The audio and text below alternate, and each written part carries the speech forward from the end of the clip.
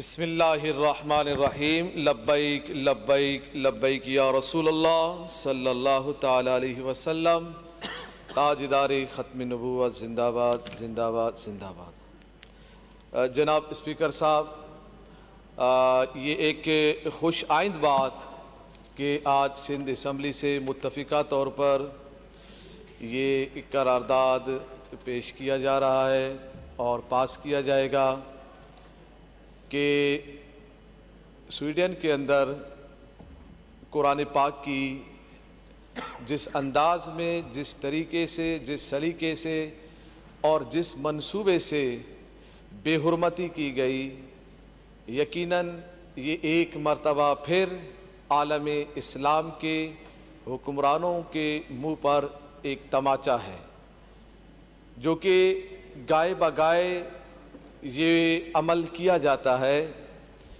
اس کی وجہ کیا ہے؟ وجہ یہ ہے کہ وہ بے باک ہیں اور نہ ڈر ہیں، یعنی بالکل ان کو خوف ہی نہیں ہے کہ ہم یہ عمل کر رہے ہیں تو پورے دنیا میں بسنے والے جتنے بھی اسلامی ممالک ہیں، کوئی بھی ملک ہمارے خلاف کوئی ٹھوس قدم اٹھائے گا، کوئی وہ قدم اٹھائے گا جس کے لیے اسلام اور ہمارے اسلاف نے جو قدم اٹھائے تھے، صلاح الدین ایوبی نے، نور الدین زنگی نے، محمود غزنوی نے، محمد بن قاسم نے، صحابہ کرام نے، تابعین نے جو قدم اٹھائے تھے، آج کفار کے ذہن میں یہ بات راسخ ہو گئی ہے کہ اب وہ والا قدم جو اسلام جن قدم اٹھانے سے عروج پر اور عروج در عروج پر اسلام رہا، وہ قدم اٹھانے کے لیے اتنے کسی میں کوئی طاقت نہیں ہے۔ اب دیکھیں ہم کیا کر رہے ہیں، مذمت کر رہے ہیں۔ یقیناً سب کو تکلیف ہوئی ہے، تو تکلیف صرف مذمت کرنے سے کم نہیں ہوگی، یقیناً کوئی ٹھوس قدم، مضبوط قدم اٹھانا پڑے گا۔ اب آپ دیکھیے، اگر ہمارے ملک کے وزیر اعظم دیکھیں، جب بھی جہاں جاتے ہیں تو حصار میں ہوتے ہیں، سیکورٹی میں ہوتے ہیں، حفاظت میں ہوتے ہیں۔ اگر ان کی حفاظت میں آ کر کوئی ان کو برا بلا کہہ دے، کوئی ان کو گالی دے دے، کوئی ان کو تماچا مار دے، تو جو محافظ ہوتے ہیں یقیناً وہ جھپٹ پڑیں گے، یک دم پکڑ لیں گے اس کو کہ وقت کے وزیر اعظم کو گالی دی یا کوئی مارا یا کچھ کیا۔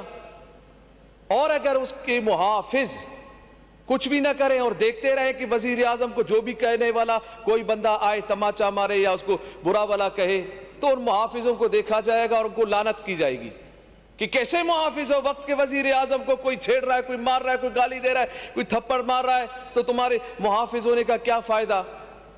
اور اگر یہ عمل جاری رہا اور محافظوں نے اس عمل پر کچھ عمل نہ کیا تو پھر ہوگا کیا؟ وہی وزیر اعظم اپنے محافظوں میں جس کا حال یہ ہوگا، پھر اگر وہ باہر جائے گا تو پھر حالت اس کی کیا ہوگی؟ ہمارے ملک پاکستان کے اندر قرآن پاک کی بے حرمتی ہو رہی ہے۔ میرے حلقے میں، میں اپنے حلقے کی بات کر رہا ہوں، پی ایس 115 میں میرے حلقے میں، وہاں پر ایک خاتون نے قرآن پاک کی ابھی بے حرمتی کی ہے،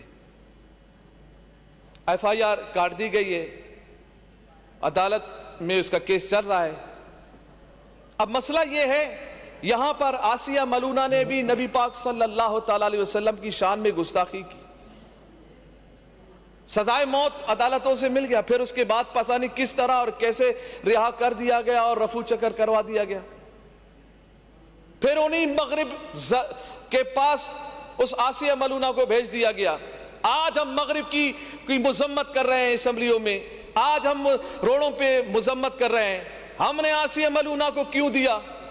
جب ہم خود گستاخا کو ہم نے اپنے ہاتھ سے ان کے حوالے کیا تو ان کے ذہن میں بات آ گئی، یہ کچھ بھی نہیں کریں گے، یہ ان کے ملک میں جو گستاخی کرے اس کو بھی اٹھا کر ہمارے حوالے کر دیتے ہیں، تو یہ ہم جہاں ہمارے ملک میں مغرب میں کوئی اگر گستاخی کرے تو اس کے ساتھ یہ کیا کریں گے؟ کچھ بھی نہیں کریں گے۔ تو یہ عمل پاکستان میں جب یہ کچھ ہوا، جب فرانس کے خنزیروں نے نبی پاک صلی اللہ تعالی علیہ وسلم کے خاکے بنائے. ہم نے مطالبہ کیا, تحریک لبیک پاکستان نے مطالبہ کیا اس وقت بھی کہ یار اس سفیر کو بلائیں, کون سی بڑی بات ہے, بلائیں, سامنے بلائیں اور مذمت کر کے اس کو باہر نکال دیں. نہیں بات مانی گئی, اور اسی پاداش میں ہمارے 50 سے زائد لوگوں کو شہید کر دیا گیا, ہزاروں کو زخمی کر دیا گیا. جب آپ قرآن کے محافظین کو, دین اسلام کے محافظین کو جب آپ اپنے ملک میں ماریں گے, شہید کریں گے, ہتھکڑیاں لگائیں گے, مقدمات قائم کریں گے, جیل میں ڈالیں گے, آپ روڈوں پہ گھسیٹیں گے, تو پھر کیا ہوگا؟ پھر قرآن کی حفاظت کرنے والوں کے ساتھ جب یہ ہوگا تو مغرب تو بالکل پھر اس کو اور طاقت مل جائے گی. پھر یہی کچھ ہوگا جو آج کل ہو رہا ہے. اب آپ کیا کوئی یقین کے ساتھ کہہ سکتا ہے کہ مغرب پھر گستاخی نہیں کرے گا؟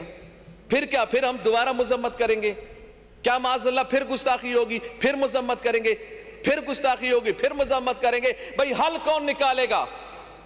تمام اسلامی ممالک اس وقت بلائیں سویڈن کے سفیر کو اور سفارت خانے کو تالا لگائے, تجارتی تمام معاملات کو منقطع کر دیں.